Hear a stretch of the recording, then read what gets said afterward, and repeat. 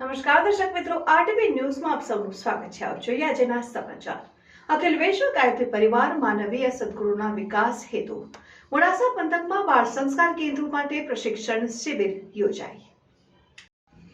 અખિલ વિશ્વ ગાયત્રી પરિવાર માનવીય સદગુણોના વિકાસ હેતુ સક્રિય પ્રયાસ કરી રહેલ છે. આ માટે બાળકોને સંસ્કારવાન બનાવવામાં ભારતભરના નિઃશુલ્ક બાળ સંસ્કાર કેન્દ્રો કાર્યરત છે, જેથી ભાવિ પેઢી સંસ્કારવાન બને અને ગાયત્રી ચેતના કેન્દ્ર દ્વારા મોડાસા પંથકમાં પણ આ બાળ સંસ્કાર કેન્દ્રો વધુ સક્રિય કરવા 31 ડિસેમ્બર રવિવારે આ કેન્દ્રોના આચાર્યોની વિશેષ પ્રશિક્ષણ શિબિર યોજાઈ, જેમાં 60 આચાર્યો ઉપસ્થિત રહ્યા હતા.